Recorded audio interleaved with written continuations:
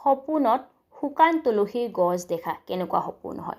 নমস্কাৰ বন্ধু বান্ধৱীসকল, আপোনালোকক মোৰ চেনেল সপোনৰ ৰহস্যলৈ স্বাগতম জনালোঁ।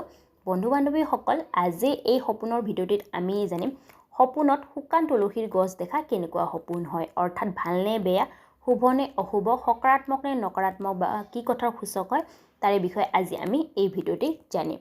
বন্ধু বান্ধৱীসকল, সপোনত শুকান তুলসীৰ গছ দেখা অৰ্থ জনাৰ আগতে যদি আপোনালোকে মোৰ চেনেলৰ নতুন হয় তেন্তে মোৰ চেনেলটো ছাবস্ক্ৰাইব কৰি তাৰে ওচৰত থকা ন'টিফিকেশ্যন বেলখন প্ৰেছ কৰি অল কৰি থৈ দিব, যাতে মই আগলৈ এনেকুৱা সপোনৰ বিষয়ে ভিডিঅ' আনিলে আপোনালোকে প্ৰথমতে ন'টিফিকেশ্যন পাই যায়।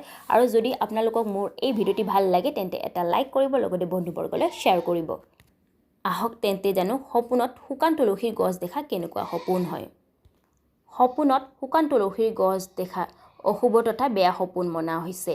স্বপ্ন জ্যোতিষ শাস্ত্ৰ অনুসাৰে যদি কোনোবা ব্যক্তি বা মহিলাই সপোনত যদি শুকান তুলসীৰ গছ দেখে তেন্তে এই সপোনে এইটোৱে সংকেত কৰে যে আহিব লগা সময়ত বা ভৱিষ্যতেও কোনো ধৰণৰ আৰ্থিক সংকট হ'ব পাৰে বা ঘৰত বা পৰিয়ালত কিবা কলহ হ'ব পাৰে। এই সপোনে এইটোৱে সংকেত কৰে।